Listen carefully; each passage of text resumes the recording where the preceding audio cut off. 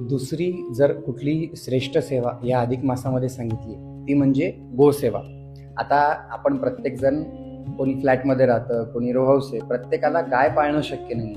मग ज्या ठिकाणी गोसेवा म्हणजे ज्या ठिकाणी गोरक्षण किंवा ज्या ठिकाणी गायीची गोशाळा आहे त्या ठिकाणी जाऊन आपण त्या गोठ्यामध्ये सेवा म्हणजे काय तर श्रमदान करावं. गायीचा गोठा साफ करणं, गायींना पाणी पाजणं, गायींना हिरवा चारा खाऊ घालणं. कारण आपण एखाद्या ठिकाणी दान दिलं, आपल्या दानाचा सदुपयोग होतोय नाही होते आपल्याला माहित नाही, पण गोसेवा एक अशी आहे की ज्या सेवेनी करणारा त्याला तर फलश्रुती आहेच आहे, पण पूर्वजांचा सुद्धा उद्धार या गोसेवेमध्ये आहे. आणि जसं ते अनारशाचं वाण सांगितले की 33 अनारशाचं वाण देतात, बरोबर.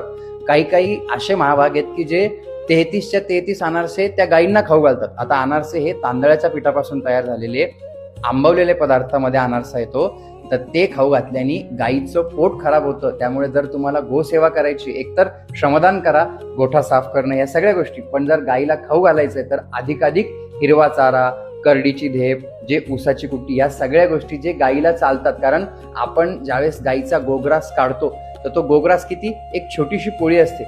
भगवंतांनी प्रत्येकाचं अन्न निश्चित केलेलं आहे. ज्या प्रकारे आपण चारा खाऊ शकत नाही त्याप्रमाणे आपण जे अन्न खातो हे अति प्रमाणामध्ये जर गायीला दिलं तर गायीसाठी हानिकारक आहे. आणि जसं अधिक महिन्याचं म्हणलंय की अधिकस्य अधिक फलम, तसं जर त्या गायीला तुमच्यामुळे इजा झाली तर त्याचा दोष सुद्धा अधिक आहे. त्यामुळं होईल तेवढी गोसेवा करा. आपल्या घरी जर गायी नसेल तर गोशाळेमध्ये जाऊन गोसेवा करा.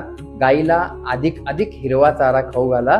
त्यामुळे आपल्याला, आपल्या पूर्वजांना, येणाऱ्या पिढीला गोमातेचा आशीर्वाद, कारण आपल्या रेणुका मातेजवळ कामधेनू होती, तिच्या कामधेनूच्या सेवेमध्येच रेणुका मातेची कृपा प्राप्ती आपल्याला आहे. आणि झालेली ही सेवा मातेच्या चरणी समर्पित करा. या सेवेचं सहस्त्रपटीनं फळ या अधिक महिन्यामध्ये आपल्याला भेटेल.